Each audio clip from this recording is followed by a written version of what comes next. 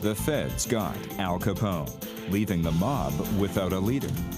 They needed some very heady people to get involved in the running of organized crime.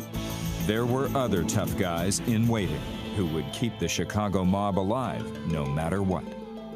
You either cooperate with the mob or you get killed. By the late 1920s, Al Capone, boss of the Chicago mob, was at the height of his power. Then, in 1931, he was stripped of his empire and sent to prison.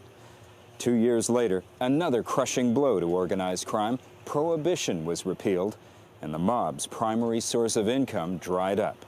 Would the Chicago mob survive? Join us for The Legacy of Al Capone.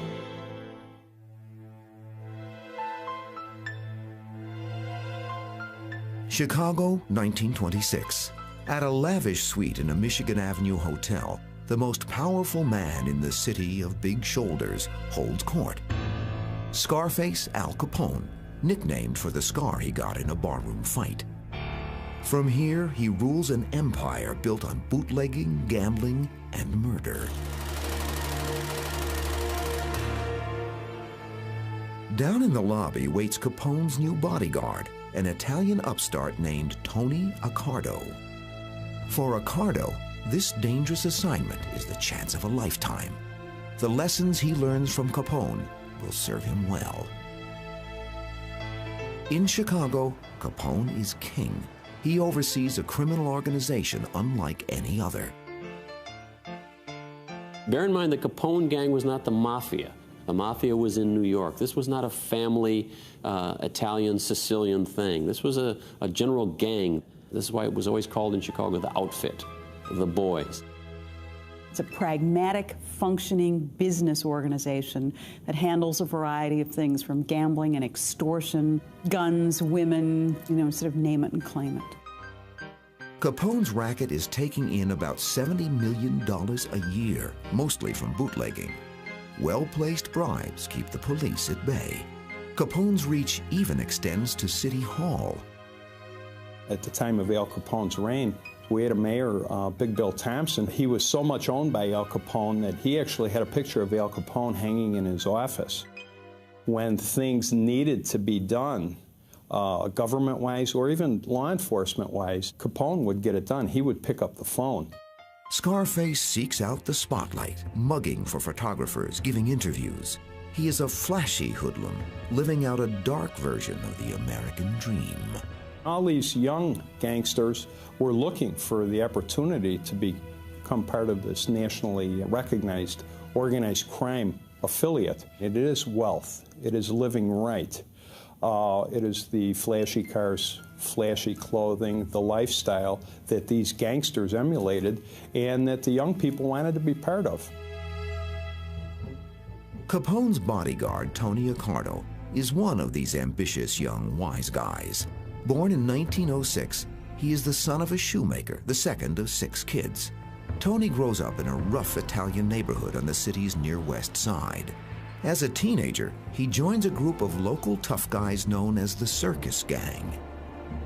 The thing about these gangs of immigrant kids, they ran the streets, they stole, they got in trouble. If they could get a gun, they'd use it. If they could get a car, they'd use it.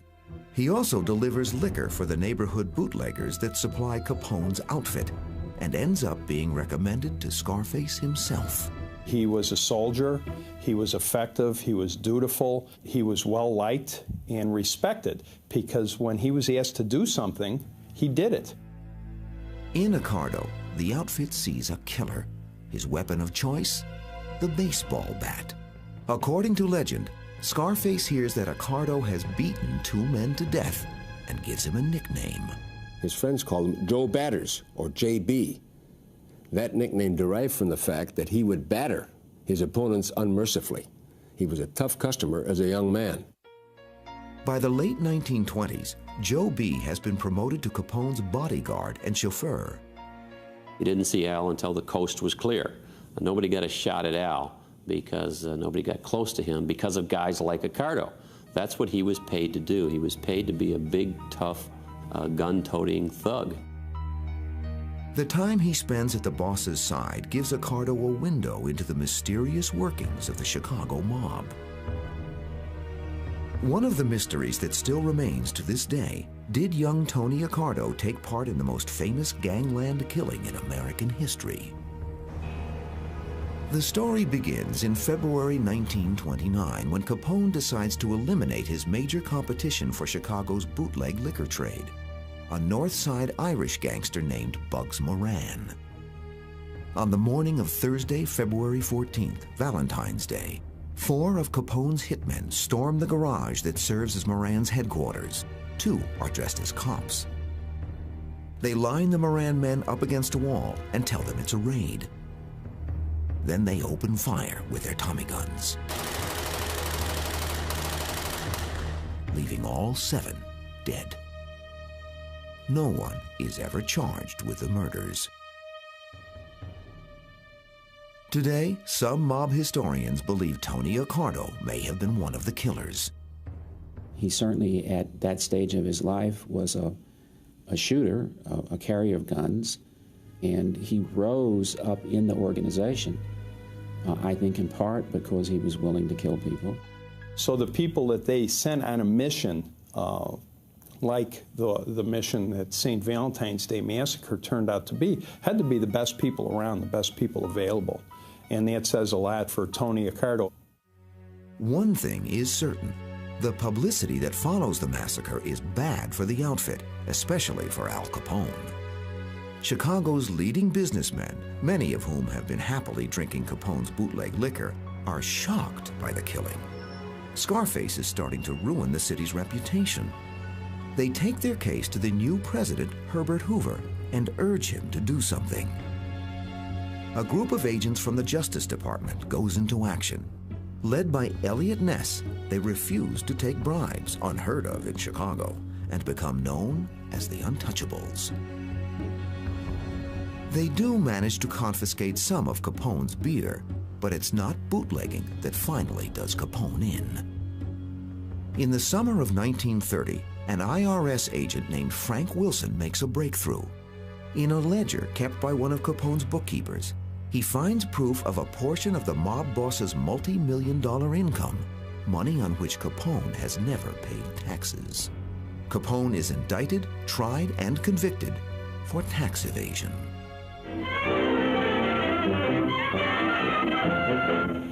Here he comes. The big boy himself. What's the hurry, Al? Where you're going, you'll have loads of time. In 1933, things get even worse. Prohibition is repealed.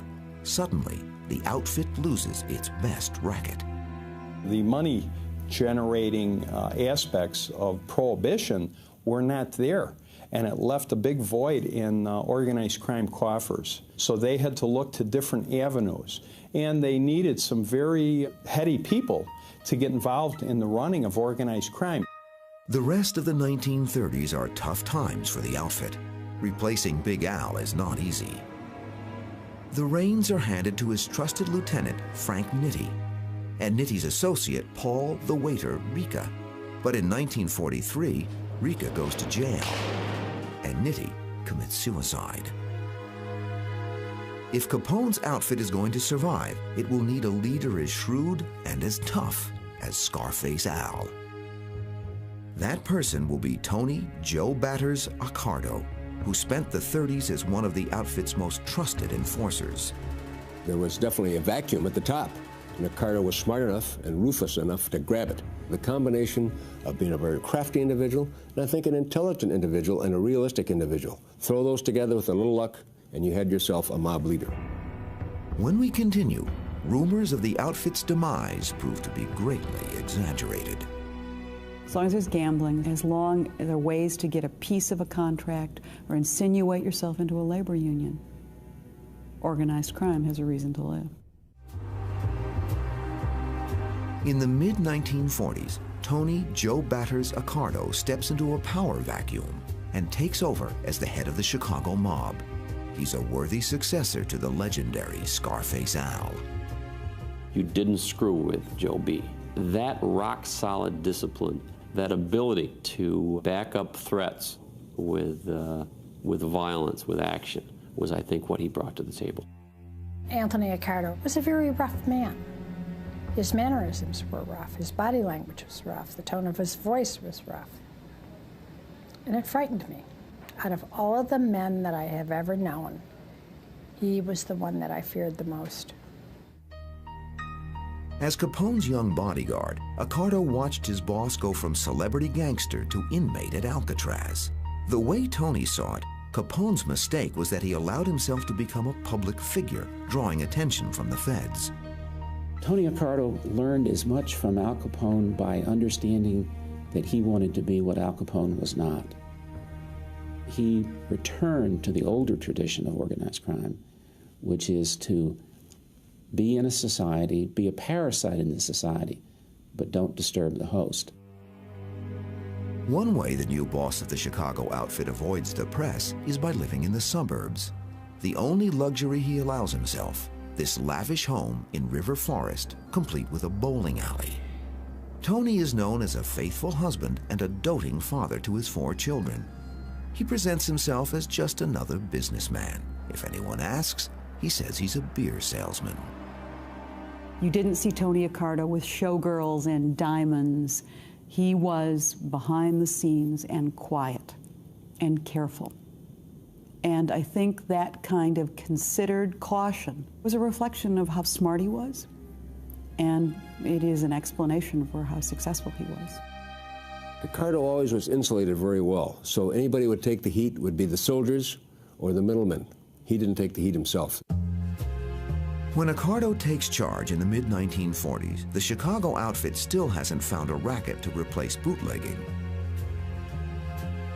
Under Joe B's command, the mob will throw its muscle behind illegal betting on horses and other sporting events. They'll do it using their favorite tactic, fear.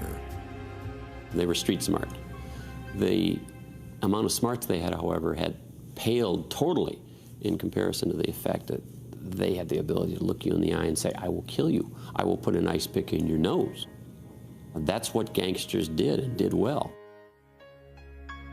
And Accardo gets word of a new racket from an ambitious hood named Sam Giancana. Like all self-respecting mobsters, Giancana's got a nickname, Mooney. Mooney means a little crazy, which Giancana can be. He was ruthless, he was homicidal, he was a psychopath. And I don't think it had anything to do with his background or his intelligence or whatever. And the difference between you and me and him is that he could kill people and you and I wouldn't. Just like his boss Accardo, Giancana is also a family man. He has a wife and 3 daughters to support, and he's interested in moving up in the world. My father vowed that he was going to help his family, and that's what had happened. That became part of his drive in life, is to help his family, making life a little bit more comfortable for everyone. Mooney thinks he can rise in the outfit with a new racket. He manages to arrange a meeting with Accardo and tells him about an untapped business he learned about behind bars called policy.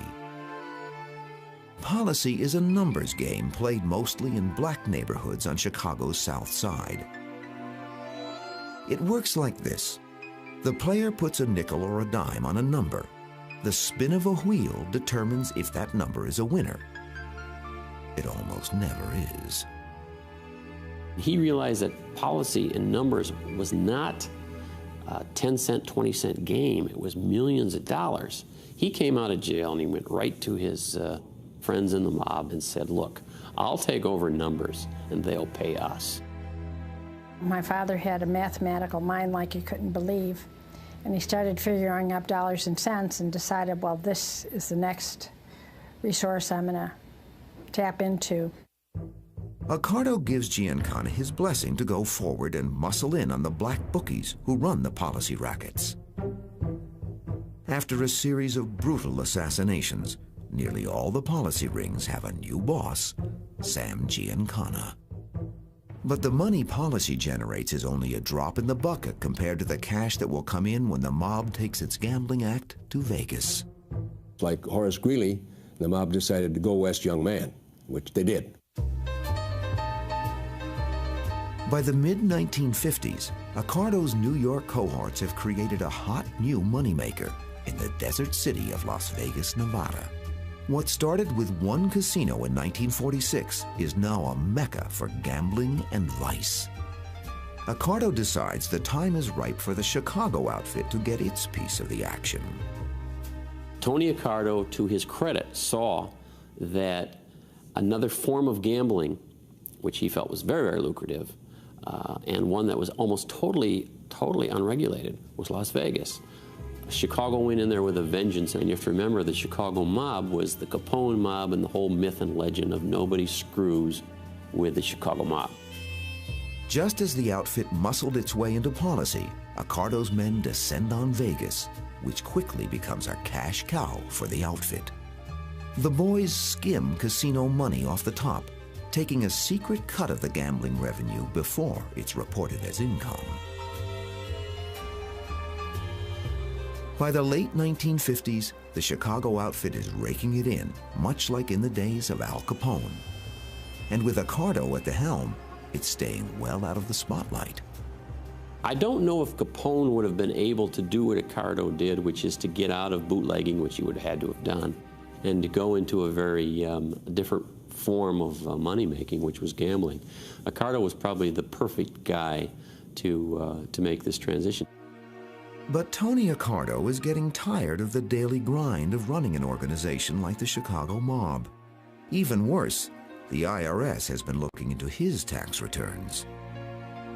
Sometime around 1957, Accardo decides it's time for a change. He sits down with some of his trusted pals to discuss how he can leave the daily responsibilities behind without deserting the outfit entirely. They devise a plan. Accardo will quietly remain in power, but let someone else run the business. His choice?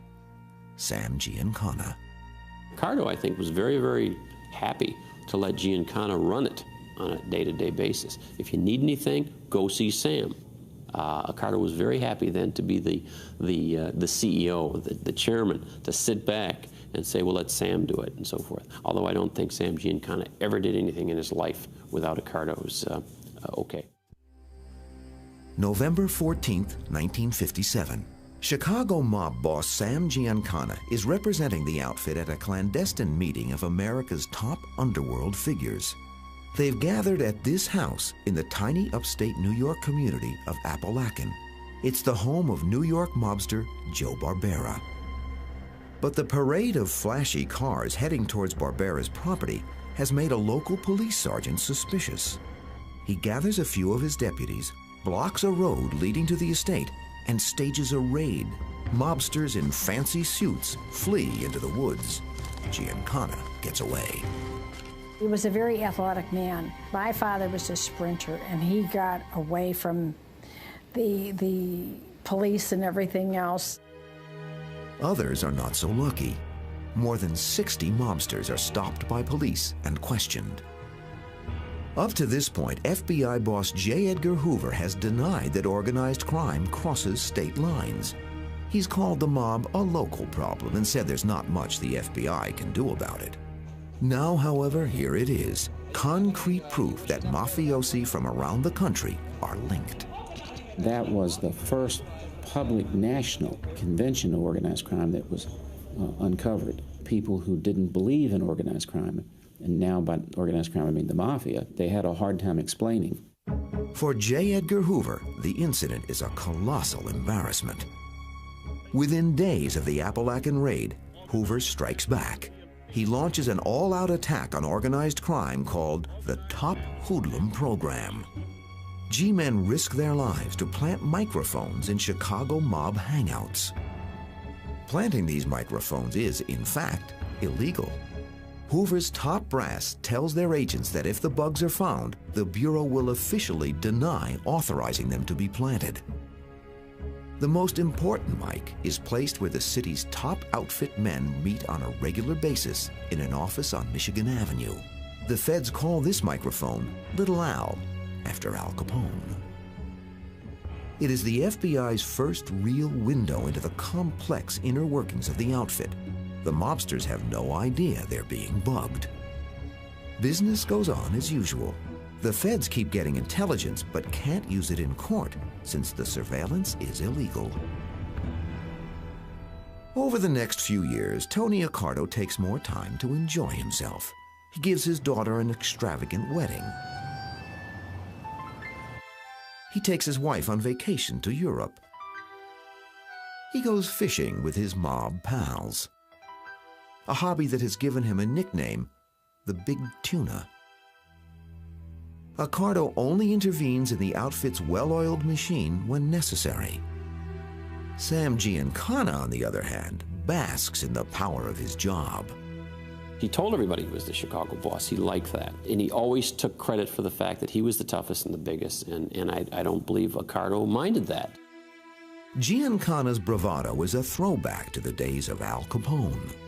He was very flamboyant. He liked that show business stuff. He seemed to enjoy revel being on TV and seeing his name in print or hearing his name on the radio. I remember an anecdote about Giancana when Frank Sinatra came to see him, and Giancana made him wait. And he loved that, to say to his friends, Frank Sinatra is cooling his heels, so to speak. He's waiting for me. You see, he loved that. It was all part of his sort of big-time image. I'm not just a neighborhood Goomba. I'm just not a gangster. I'm big-time. So big that Giancana believes he can secretly determine who will become the President of the United States. To this day, the Chicago mob's role in the 1960 presidential election is one of the outfit's great mysteries. That year, Chicago's legendary Democratic machine, led by Mayor and boss Richard J. Daley, is throwing all its muscle behind the campaign of John F. Kennedy. Daley's coalition blankets the city, including the outfit's territory. People that tell you that the mob did not have political influence in Chicago, and particularly the Democratic machine, the Daley machine, just don't know the city politics. Giancana's boys are behind Kennedy, too. The outfit has links to JFK's father, former bootlegger Joseph P. Kennedy. The Chicago gangsters believe that if they can get out the vote or manipulate the vote in Chicago, the feds under Kennedy will go easy on them.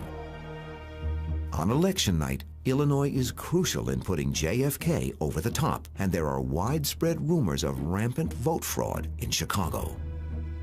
Giancana is convinced Kennedy could not have won without the cooperation of the outfit. You, John Fitzgerald Kennedy, do solemnly swear. Whether this was accurate or not, they believed that it was their effort in Chicago that carried the city and that therefore carried the state. They believed that they had a stake in President Kennedy's election. Giancana believes Kennedy owes him. That belief, however, is not shared by the new Attorney General, Kennedy's brother, Robert. He has no intention of granting the mob any favors. In fact, he mounts a crusade to destroy organized crime. As in every major community of the United States, there is organized crime in the city of Chicago. It's growing greater and greater every year. They felt betrayed. They had worked for his election. They didn't expect to be the target of government investigations. They were. Bobby Kennedy puts pressure on the FBI to get results. Soon, every part of Sam Giancana's life is fair game, including his many love affairs. G-men bug Sam's hotel rooms, even listening in on intimate moments with his girlfriend, popular singer Phyllis McGuire. One of the ways they used to bait Giancana was to mention something they'd heard on a recording in a motel room. I know that for a fact, and Giancana would be livid because of this. They'd make some little caustic remark, or they'd say something that say Phyllis McGuire had said in the throes of ecstasy or whatever. When I heard about them taping my father's bedroom in Las Vegas, that really turned me off. I mean, how low can you get? And I didn't think there would be anyone to stoop that low. In 1963, the FBI steps up its surveillance. They call this new operation Lockstep. Agents follow Giancana everywhere he goes. staying close behind him each time he leaves his house, even tailing him on the golf course. Sometimes Giancana humors the agents. Before he would do anything in the course of the day, he would sometimes hand the gentleman an itinerary and say, here, if you want to follow me here, this is where I'm going and what I'm doing. But as time goes on, the pressure gets to Giancana. It was a job with a lot of stress and strain. Along with that responsibility, we were also surrounded and involved with the government agents around our house, which made us more uncomfortable. Giancana decides to take action in a very unusual way by taking the government to court. He gathers evidence, snapping shots at the G-men who follow him, and sues the FBI for violating his civil rights. It was unheard of for a hoodlum to go into court and try to get an injunction against the FBI from following him around and things like that. He got a little too cocky, a little too arrogant. When the case goes to court, the presiding judge agrees with Giancana. He orders the G-men to back off. Agents are told to limit the number of cars tailing Sam and to stay at least one foursome behind him on the golf course. Giancana has won this battle. But he is still under the thumb of Tony Joe Batters Accardo, who retains the ultimate power in the Chicago mob. The early 60s have been rough for Joe B. The IRS has hauled him into court for making false statements on his tax returns. He eventually wins in a second trial, but it's a 2-year battle and a close call. While Giancana has been living the high life, Accardo has been lowering his profile even further. He sells his flashy suburban mansion and moves into this more modest ranch house. Accardo remembers how national attention landed Capone in jail, and he's afraid that Giancana is going to make that happen again. He brought heat on the Chicago mob, which is the very thing that Accardo didn't want. He brought federal scrutiny into the act, and that, of course, put pressure on the mob. I mean, he should have been very quiet. The Chicago organization did not like all of this publicity, and in fact resented it. In the mid-1960s, the Chicago mob, under the leadership of Sam Mooney Giancana, seems to have returned to the flamboyant days of Al Capone. The outfit's shadowy chairman of the board, Giancana's boss, Tony Accardo, is fuming. And the feds are more determined than ever to get Giancana. We had spent about 2 or almost 3 years trying to get inroads into the outfit, trying to get somebody inside to talk. We were getting nowhere. Starting in May 1965, U.S. attorneys get tough. They subpoena almost anyone connected to the outfit and haul them before a grand jury. Even Sam Giancana's girlfriend, singer Phyllis McGuire, is forced to testify. Does this mean you're through with Sam Giancana? No comment. Are you coming back to be... Finally, Mooney himself is called to court. He was extremely cocky. Sam had been in a million grand juries. He wasn't afraid. This time, prosecutors have a big surprise in store. They ask the judge to grant Giancana total immunity. Prosecutors know that if the mob boss cannot be held responsible for his crimes, he no longer maintains his Fifth Amendment right to avoid self-incrimination. He said, Mr. Giancana, I'm granting you transactional immunity. That means, sir, if you received a traffic ticket on the way into court today, you are immune from prosecution.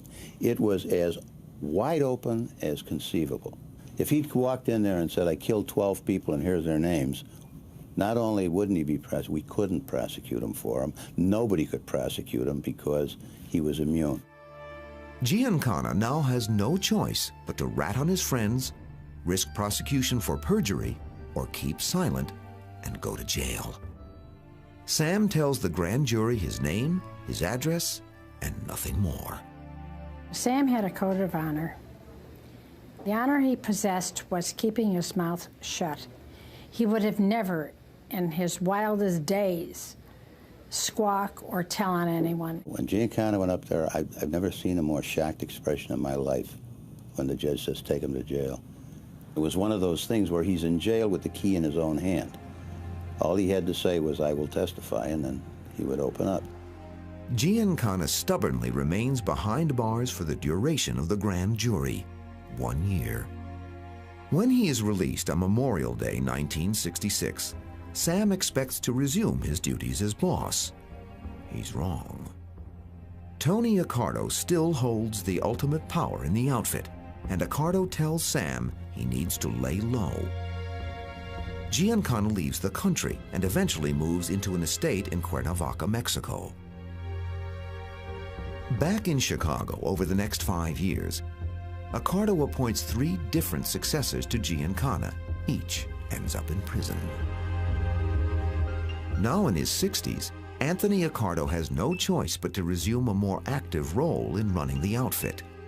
It is not uncommon in legitimate business to bring back someone who can stabilize, and in illegitimate business, in mob organizations, it probably isn't too different from the straight world. You bring in someone who can stabilize, put it back together, calm it down, keep it quiet, keep the feds off your back, and keep the money rolling in.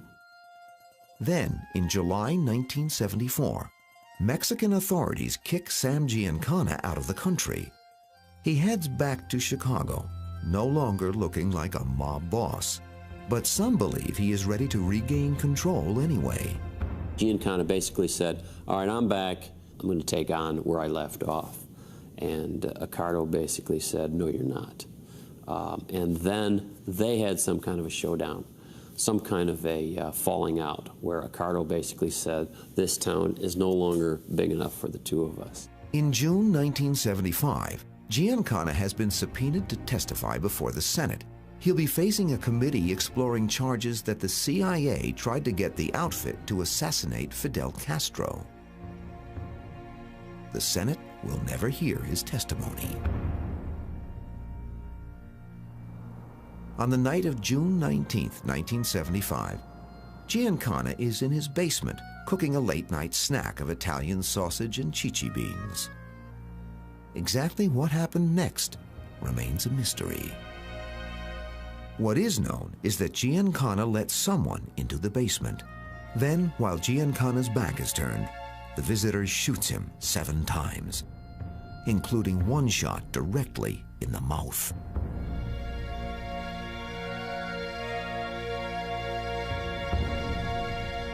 It was just a sad, sad wake to know that somebody had the audacity to unload 7 bullets into my father.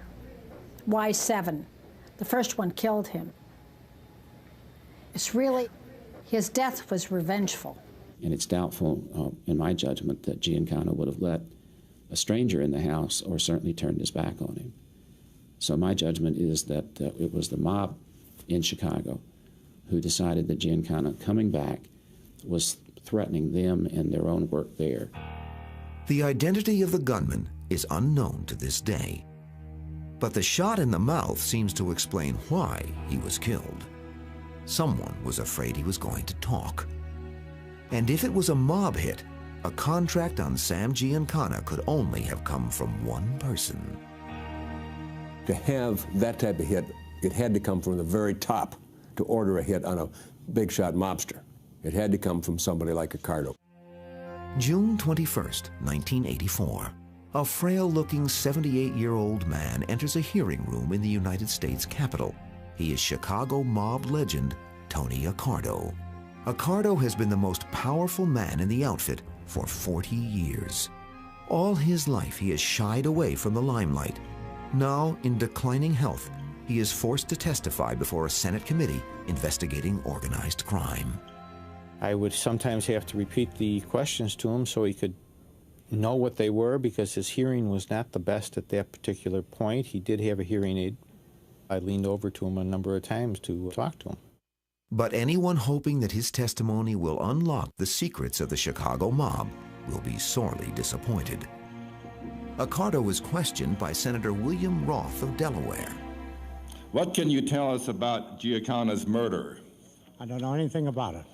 You have no knowledge, direct or indirect? None whatsoever. Did you have anything to do with it? No, sir. Have you ever directed anybody to commit murder? No, sir. Have you ever killed anyone? No, sir. Wait a minute, Tony Accardo talking? I can't believe that, people are saying. But what he did, he orchestrated something very clever. He admitted that he was a gambler. Then he won money at the racetrack. His profession, he claimed, was a beer salesman.